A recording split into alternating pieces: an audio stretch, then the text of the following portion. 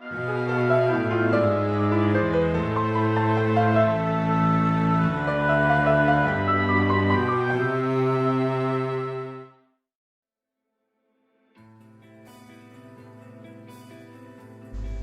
a todos, mi nombre es Alejandro y esto es Pensando en Voz Alta. ¿Nuestra mente nos engaña? En el día de hoy, en este video, vamos a discutir un concepto central a la hora de entender los procesos cognitivos fallidos en los que normalmente casi todos incurrimos, lo que se llama disonancia cognitiva. Pero antes de pasar a hablar de qué es la disonancia cognitiva, vamos a echar un vistazo a un concepto que va a ser recurrente a lo largo del video. ¿Qué es cognición? ¿Qué entendemos por cognición? Aclaro que todos los links con toda la info sobre lo que estoy hablando y comentando acá va a estar en la descripción del video, ¿sí? Así que lo van a poder constatar ahí, definiciones, papers que consulté para hacer este video. Kendra Cherry nos dice que el concepto de cognición se refiere a los procesos mentales involucrados en la adquisición de conocimientos y comprensiones. Estos procesos cognitivos incluyen pensar, conocer, recordar, juzgar y resolver problemas. Para hacer este video me basé en el trabajo de Harmon Jones y Judson Mills, que se llama Una introducción a la teoría de la disonancia cognitiva, que se publicó aproximadamente en 2019. No obstante, Judson Mills falleció en 2008, pero parece que con bastante posterioridad llegó a publicarse este trabajo. Me parece muy bueno y sintético. Va a estar el link y la referencia en la descripción del video. Leon Festinger es el autor de este concepto, ¿sí? De lo que es disonancia cognitiva. Lo desarrolló en su trabajo que se llama Una teoría de la disonancia cognitiva en el año 57, a mediados del siglo pasado. Festinger nos planteaba que hay pares de cogniciones los cuales son relevantes unos a los otros, ¿sí? Y de esos pares de cogniciones que son relevantes unos a otros, esas cogniciones son entre sí o consonantes o son disonantes. Las condiciones son consonantes si una se sigue de la otra y son disonantes si una de ellas se sigue el anverso, el opuesto de la otra. La existencia de la disonancia, al ser psicológicamente desagradable, motiva a la persona a reducirla y conduce a la evitación de la información que puede incrementar la disonancia.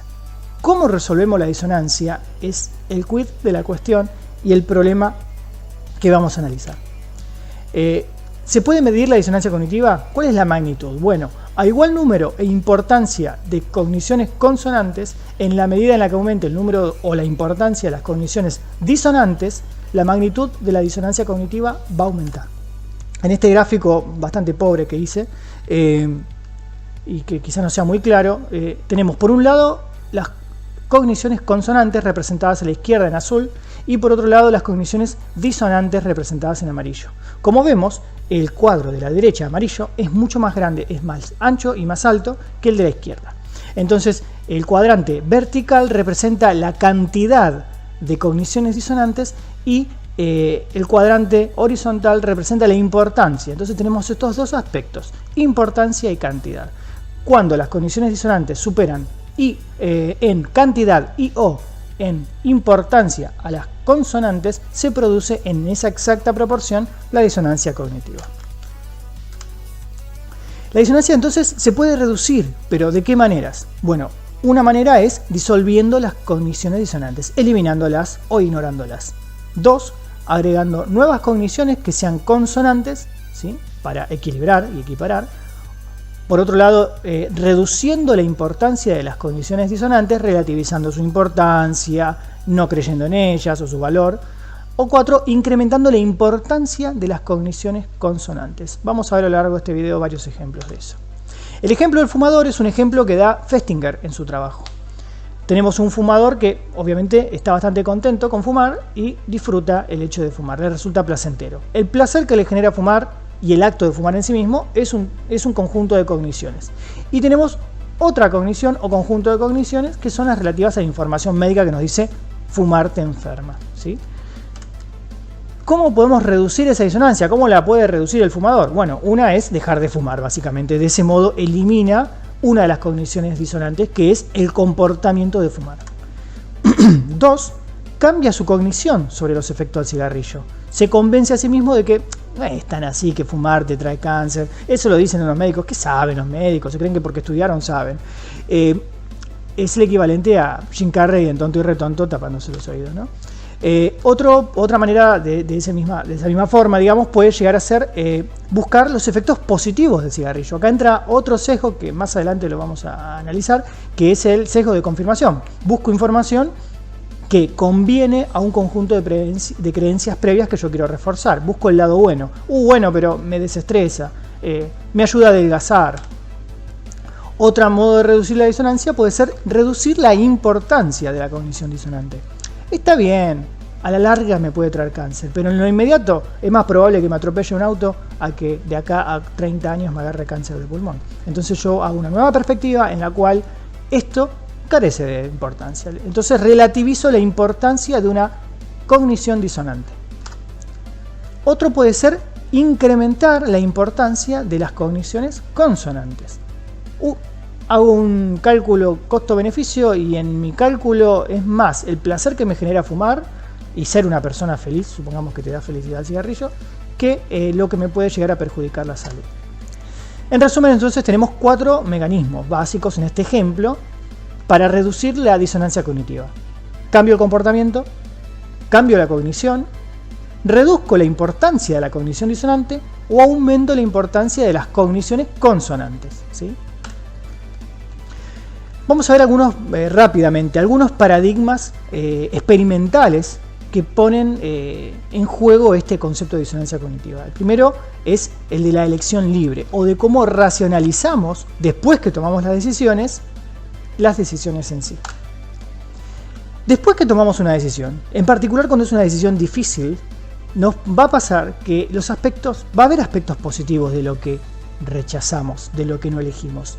Y por otro lado, va a haber aspectos negativos de lo que elegimos. Después de elegirlo nos damos cuenta que lo que elegimos no era tan color de rosa como esperábamos. Eso nos genera una disonancia cognitiva. Cuanto más parejita sea la competencia entre opciones, cuanto más difícil la decisión, mayor la disonancia cognitiva. Vamos a ver cómo se resuelve esto. Bueno, una manera de reducir la disonancia después de la decisión es eliminar todos los contras de lo que elegí. Ignorarlos, como dijimos antes, me tapo los oídos, lo ignoro, lo relativizo, le resto importancia. Otra opción es eliminar los aspectos positivos de la opción que rechacé, ¿sí? Bueno, un segundito. Ahora bien, otra opción también puede ser agregar aspectos positivos a la opción que terminé eligiendo, ¿sí? Y otra opción posible es agregar aspectos negativos a la opción que rechacé. Siempre termino reforzando, ¿sí?, la idea, refuerzo la elección que hice. Al final había un montón de opciones, claro, busco sesgadamente para añadir contras a la opción que rechacé. Para decirme a mí mismo, uy, qué inteligente que fui lo que elegí, ¿no? Tenemos después el paradigma de la desconfirmación de las creencias. ¿Qué hacemos cuando teníamos pensado que las cosas iban a ser de una manera y la realidad nos muestra que no fue así? Bueno, esto sucede cuando las personas quedamos expuestas a información que no coincide, que no es consistente, que choca contra nuestras creencias. Y la manera como tenemos para lidiar con eso es, lamentablemente, terminamos malinterpretando la información, rechazamos la información que no coincide, que es disonante, intentamos convencer a otros, ¿sí?, para reforzar nuestra propia creencia. Esto está analizado en un libro de Festinger anterior aquel en el que formula la teoría de la disonancia cognitiva, que se llama Cuando la profecía falla. Es un libro interesante. Básicamente y muy resumidamente relata qué pasa con una comunidad de creyentes que parece casi una secta, en la que ellos esperan que va a haber una catástrofe natural, un diluvio que va a sumergir prácticamente un continente entero. Y esto se lo dijo a una de las integrantes de la comunidad, a una mujer, un alienígena, un extraterrestre. Lo interesante de esto es que ellos tenían una fecha programada para ese diluvio. Fecha que después no se cumplió la profecía. Y el tema es que después de esto empezaron a crear hipótesis ad hoc para justificar por qué no pasó lo que tenía que pasar y mantener sus convicciones, sus creencias. Este trabajo en particular fue criticado a nivel metodológico porque se considera que los que estaban observando terminaron incidiendo o pudieron contaminar las creencias de quienes estaban allí. Entonces, más allá de todos modos de que este trabajo haya sido cuestionado a nivel metodológico, hay autores como los que mencioné al comienzo del video, en los que me basé para hacer este video, que consideran que el paradigma de la desconfirmación de creencias sigue siendo relevante para ser estudiado experimentalmente. Tenemos el paradigma de la justificación del esfuerzo. Este consiste básicamente en plantear que cuanto más tediosa la tarea, cuanto más me cuesta, cuanto más me esfuerzo, más valor de algún modo tiene, más le encuentro justificaciones. ¿Por qué sucede esto? Esto sucede porque básicamente hacer una tarea que no nos agrada lo hacemos por una recompensa, lo hacemos por algo a cambio, sea una paga, dinero, una recompensa.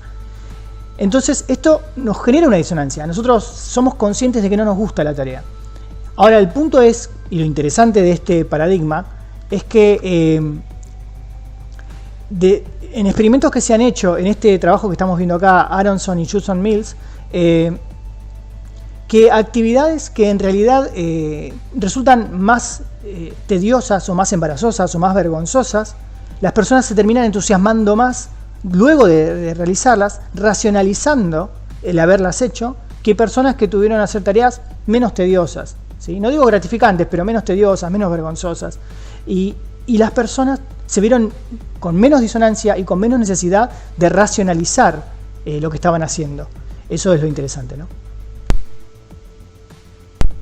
Después tenemos el paradigma del cumplimiento inducido, que Festinger lo llamaba originalmente el paradigma del cumplimiento forzado, pero los autores posteriores lo revisaron y prefirieron hablar del paradigma del cumplimiento inducido. Este es un caso en el que básicamente la disonancia aparece cuando una persona hace o dice algo que es contrario, es inconsistente con creencias anteriores. Lo interesante de este experimento que hicieron ellos, Festinger y James Merrill Carl-Smith, fue que cuanto menor es la recompensa por decir o hacer algo en lo que uno no cree, más fuertemente la opinión cambia a favor de lo que uno dijo o hizo. ¿Y por qué es interesante esto? Cuanto menos premio le daban a alguien por hacer algo que no quería hacer, o algo en lo que no creía, más se autoconvencía de lo bueno que estaba. Entonces, claro, esto lo que viene a plantear es que ciertas acciones que realizamos nos generan la disonancia cognitiva porque entran en choque con otras. Por ejemplo, hacemos algo que no queremos hacer o en lo que no creemos, choca con la creencia que nosotros tenemos, con nuestras convicciones internas, entonces tenemos más necesidad de justificarlo. Entonces se da esta paradoja, ¿no? En el que para este experimento a las personas que le pagaban menos dinero por hacer algo, justificaban más su accionar que aquellas personas a las que le pagaban más dinero. Hicimos un repaso muy somero porque esto yo quería que me entre en un video breve, pero como conclusión los invito a que pensemos estos fenómenos psicológicos y estos procesos psicológicos que tienen lugar todo el tiempo. Acá nosotros tenemos dos opciones luego de estudiar y analizar qué son las disonancias cognitivas. Una es decir, uy, qué tontos que son los tontos que incurren en esto. Qué tontera lo que hicieron estas personas en este experimento.